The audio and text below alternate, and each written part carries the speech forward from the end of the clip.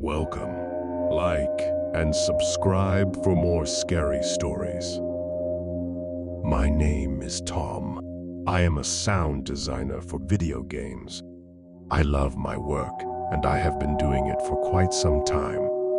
I used to work for a small indie game developer called Razor Games, LLC.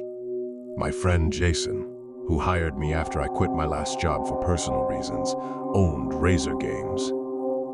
The company did very well, and we had our share of small game development success, but mostly did outsourced work for larger clients. Jason's brother Max was a producer at one of the largest game developers in the world. He often would outsource smaller projects to our company as a favor to his brother. That is where the bulk of our work came from. We only had a dozen or so staff members at the company. I was close with several people at the company and considered them my second family. Jason was my friend of several years and was a rugged, middle-aged man who had been playing games since he was 5. Melissa was this quiet little blonde girl who loved fantasy books, game-level design, and had been my best friend of several years. Tanner was this bearded teddy bear of a guy who worked as a game tester and had won my best friend's heart. Melissa and Tanner had recently gotten engaged, and I was elated for the both of them. The last person I was really close to at work was a guy named Nick. He was a character designer and an AI programmer. He was a dark-haired young guy and a prankster. The rest of the team was made up of various programmers, designers, and business-oriented people of whom I knew, but didn't have as close of a relationship as I did with these 4. These people made my job the best job anyone could ask for. Things were great until 2 years ago, when Max's company laid off a bunch of employees due to a corporate restructure. Almost all of their development was kept internal, meaning we wouldn't get any outsourced projects anymore. I watched Jason stress out about possibly cutting into the company's emergency fund to keep it afloat while he tried to find more work. Razor Games had received so much work from Max's company that we were too busy to pick up but a few other clients. In the end, that hurt the company more than it helped. For almost a year, Razor Games survived on the emergency fund that it had built up. We had work here and there, but no big projects. Out of the blue, late last spring, Jason landed a massive job for us. I remember being in the conference room when he announced the job. Melissa, Tanner, Nick, and I were seated together around the small conference table at our office, along with the rest of the employees, eagerly waiting to hear what Jason had to say about this new job. Jason had hooked up his laptop to the projector on the table and was about to take us through a slide presentation. Over this past weekend, I accepted a large job from a game developer in Korea. His body energy was higher than it had been in months, and the excitement in his voice could not be hidden. The developer's name is Violet Edge Digital. The president of development for that company is a woman named Mia Nasta. Jason flipped to a slide that showed a screen capture of their website. It looked very professional and sleek. I had never heard of this developer before, but with so many different companies around the world, I didn't give it a second thought. She emailed me last week with a proposition and the possibility of a massive payout, Jason continued, as he paced excitedly back and forth at the front of the conference room. Her company has in the past made VR simulators for military and aviation training purposes, and is now developing a VR headset system for commercial use to compete with Oculus, Sony, Samsung, and others. We all know there are rumors of a Star Wars VR game and others floating around the community. A series of several slides showed pictures of what was supposed to be their past work. They included everything from pictures of a flight simulator and a VR set hooked up to a military training simulator. Jason stopped his pacing and put his palms flat on the conference table and leaned in as if he was going to tell us the world's biggest secret. They want us to do something for them before anyone else has the chance to. Jason paused, looking at each of us in the eyes. Which is? Melissa said in a drawn-out tone as she leaned into the table, mimicking Jason. Jason slowly stood straight up. I know we haven't worked in a VR platform before, but they want us to create the world's first VR horror game. The developer is swamped with finishing their VR headsets, so they have outsourced the creation of this game to us. I wasn't excited. I personally didn't like horror games or movies, but work was work. Others seemed thrilled to take on the genre or be the first to do so in an emerging technology field. The bad news is, we only have a few months to make it happen because they want a Halloween release. No way. That's insane, Nick said, cutting Jason off abruptly. I'd have to pull insane hours to get that coding done in time, as would everyone else. Jason raised his hand to silence Nick. I understand, he said calmly. The bad news is, we're on a tight schedule, and we'll all have to pull some stupid crazy hours. The good news is that they have concepts and basic designs for us already drafted, and have paid us the first 20% of the contract. Which is, Melissa said, mimicking her tone from earlier. $9 million, Jason said with a smirk. The room started to buzz with chatter, with a few of the classic holy shit exclamations floating into the air. We're going to have a good year, Jason stated proudly. But we need to start immediately. Let me go over the design concepts with you all. Jason took us through the rest of the slideshow. The storyboard was already flushed out. The premise was that the main character, or characters, since it was to be multiplayer, had woken up in an abandoned building that represented something like a psych ward with no memory of getting there.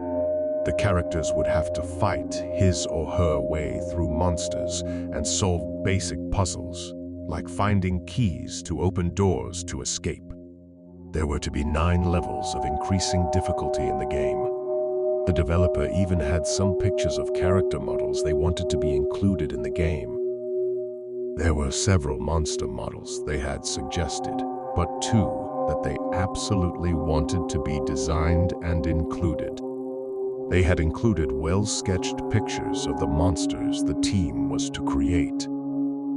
The first of the 2 that they absolutely wanted in the game looked like an emaciated man with pale, shiny skin. His head was bald and contained no eyes or nose. The only facial feature was an overly wide mouth with thin lips and needle-like teeth. The fingers on his hands were replaced by long, bone-like claws. The creature's knees bent opposite of ours, with the bottom half of the leg being a long, bone-like spike that it walked on. The second creature to be included looked like a fat baby with an overly large peanut-shaped head and collapsed face. Its eyes sat back in the skull close together. Its mouth was small and puckered with sharp teeth. The hands and feet were replaced by a single bone spike-like protrusions. The creatures were very grotesque, but I could already hear the sounds I wanted to create for them in my head. At the end of the meeting, each department received a folder with very specific and detailed instructions on what the client wanted. I even received a flash drive of sample sounds the client wanted me to use that Jason had received in an email. Most of the sounds were labeled as monster movement or monster growl. The sounds themselves were very well done and very complex. Sounds like these would have taken me a long time to get something so crisp and unique sounding.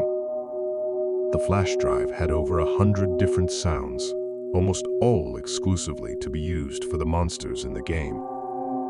It seemed strange that they would send already finished sounds to an undeveloped video game to the developer. At that point, I decided to ask Jason what he wanted me to do. Nick was standing in Jason's office when I arrived. "Am I interrupting something?" I asked as I squeezed around Nick to the side of Jason's desk. "Nah," Nick said. "Violet Edge Digital is asking me to include some weird script in my AI code that isn't needed, regardless of whether they have a different operating system for their headset or not. Just include it, Nick," Jason said with a sigh. I noticed it too. It's in the instructions for anyone who is writing code. They stated it was unique to their VR system and insisted it be included. If it doesn't work or screws up, we'll go with what we know, but for now, include the script as instructed. "Fine," Ike said, sighing and walking slowly out of Jason's office. "What can I do for you, Tom?" I just wanted to make sure they want to use all these sounds. It makes my job easier, but I figured they'd want us to design unique sounds from scratch. Jason rubbed his forehead with his thumb and pointer finger. "Yes, I know they've given us very specific instructions, but at the end of the day, they are the client, and to make the deadline realistic, they sent us over what they had already started." "All right," I said as I started to leave. "I'll group and organize what they sent me and create the rest of what they need according to their instructions." The next 2 weeks were insanely busy. Mrs. Nasta sent Jason an email stating she was going to send 2 prototype VR headsets to us to test the game on. Jason spent some of the initial deposit on a few brand new computers with the fastest processors, largest video cards, and most RAM he could cram into them. Nate, our IT guy, spent the better part of those 2 weeks setting up the new computers in the testing room, or dungeon, as we called it, since it had no windows. I spent those 2 weeks recording various sounds in my makeshift Foley stage in my office. I followed the list of sounds that the client required of me, creating various initial sounds that I could later mix into something amazingly creepy and new. A few days after Nate had installed all the new computers, and the entire team was deep into their own portion of the project, the VR headsets arrived. It would be a month or 2 before we would have anything close to a playable alpha version ready, but Jason wanted the headsets up and running in the testing room ASAP. Jason pulled the packages into the conference room so we could all get a good look at this new VR headset we were designing this game for. Jason opened the first package. "Well, shit. That's not what I had imagined," Jason said sarcastically, spilling foam peanuts everywhere as he lifted this old jet pilot-like helmet from the box. "They want us to fly a plane with that thing or design a game?" Nick said jokingly. "I don't see that as a platform for a multi-million-dollar developed game," Melissa chimed in. Jason sat the helmet down on the table and pulled an installation software DVD from the box. "Well," Jason sighed, "let's keep in mind that these are prototypes. Either way, I want them installed and ready by the end of the day so we can begin testing as soon as we have something ready. Nate and Tom, take these down to the dungeon and get the software installed on the PCs. The rest of you, get back to work so we can get something to test on these bad boys." I helped Nate carry the headsets to the dungeon and set them up. Both came with two controllers to manage the movements and actions of the player's in-game character. Nate ran the installation software on the computers as I connected the controllers to the headsets and the headsets to the computer. "What the fuck is that?" Nate said suddenly. "What's what?" I asked, looking up at the screen he was staring at. "This screen." Nate pointed to a pop-up window that was full of what looked like wingding text scrolling on its own, but it clearly wasn't wingding text. The window suddenly disappeared and was replaced by another that read "Installation complete." I've never seen that before.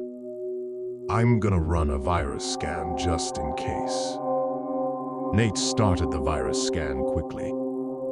"The computer isn't connected to the internet, so we should be okay. And I don't understand why our client would send us a virus if they wanted us to get their work done," I explained.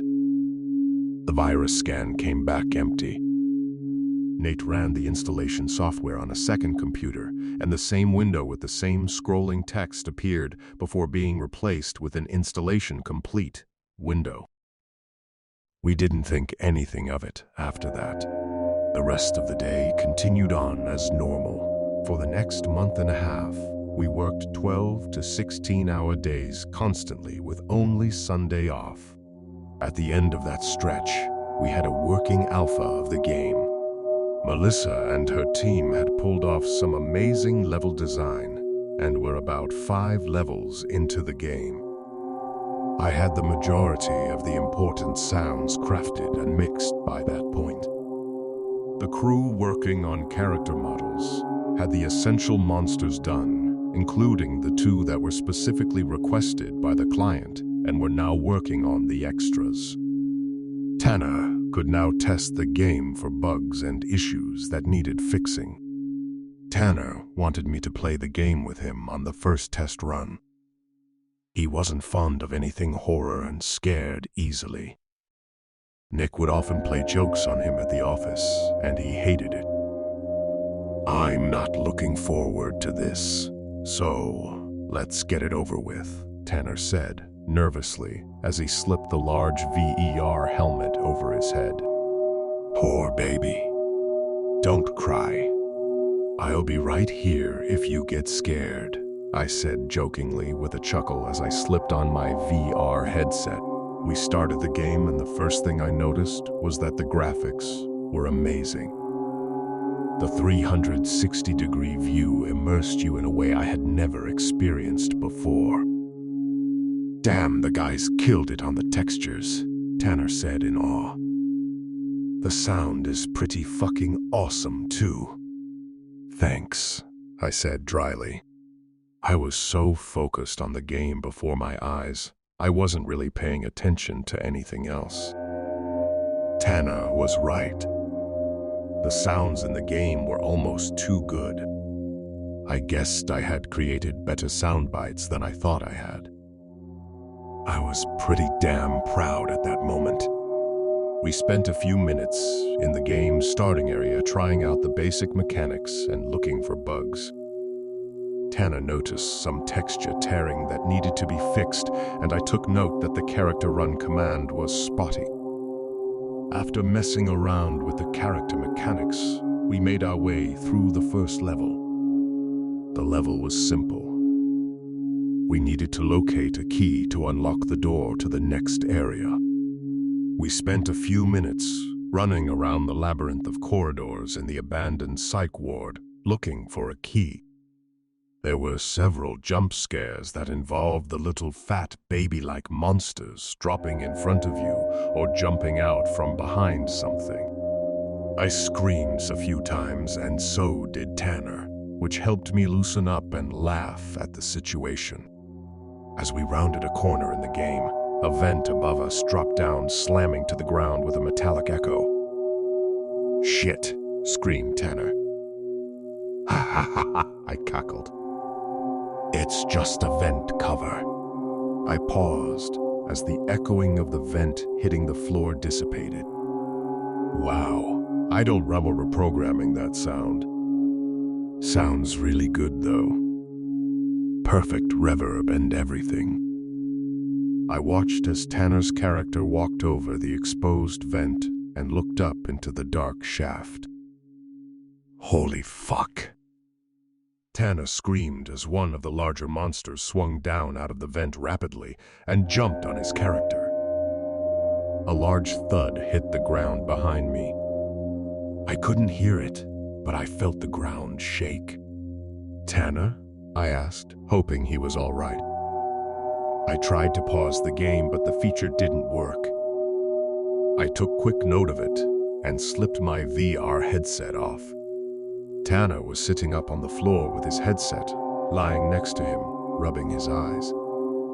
"You okay?" I asked as I set down my own headset.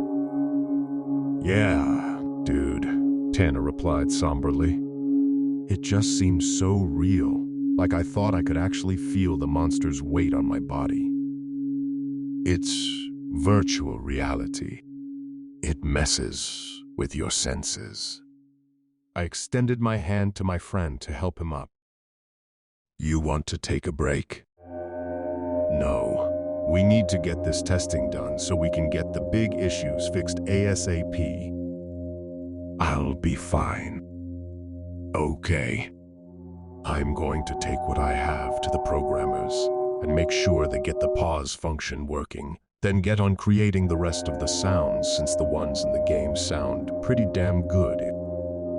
"You ask me." "Okay, just leave the door open for me." Tanner genuinely looked frightened, and I felt sorry he was the lead tester on this game. I took my notes to the correct departments and brought up the pause function of the game not working properly. It was another month before the game was in a very rough finished shape. The game was far from fully functional, but the first several levels were nearly complete. One afternoon I was sitting in my office, mixing some of the sound effects I had created when I heard Tanner in the dungeon scream loudly. "Who the fuck?" Tanner yelled in an angry tone. He wasn't an angry type of guy, so I knew something had caused him to blow a gasket. I turned around to see Nick and a red-faced Tanner standing in the hall. "Dude, it's not fucking cool," Tanner yelled. "What isn't?" Nick said with palms raised up and a confused look on his face. "Dicking with me while I'm testing that game." "What are you talking about?" "I know it was you. You're the only prankster in this office. You came in and blew on the back of my neck while I had the headset on. I could smell your breath." Tanner had gotten up into Nick's face. Nick backed up to create some space between the two. "First, I just came from my office and am headed to ask Jason a question. Second, I know I joke around, but you know that I know you hate horror anything, so I would never mess with you while you were testing the game." "It's true," I said, in Nick's defense as I got up out of my chair. "My office door has been open the entire time, and I didn't hear anyone go into the testing room.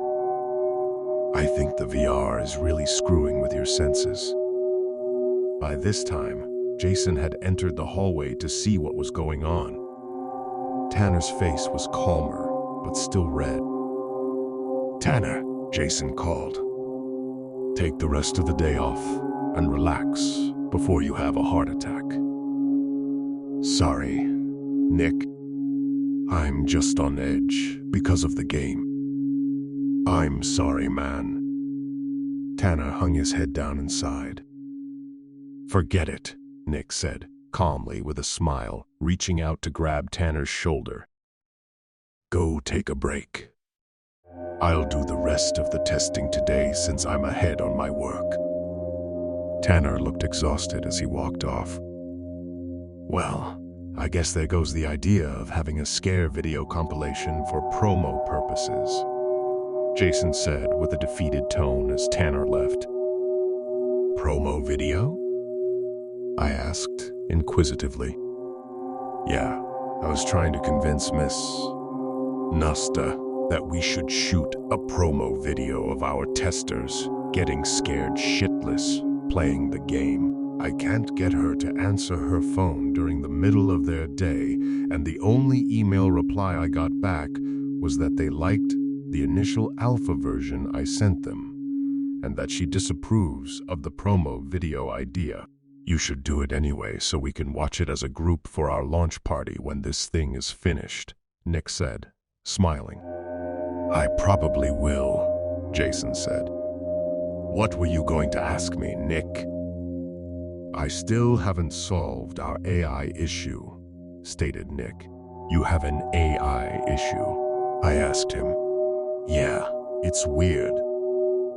Most people testing it and myself have noticed that sometimes the monsters won't attack you and will run away like they want you to progress in the game or something. They should be programmed to run away when they are under 30% health, but not while at full health. I just haven't solved the issue yet. Go hop on the game and see if you can figure it out.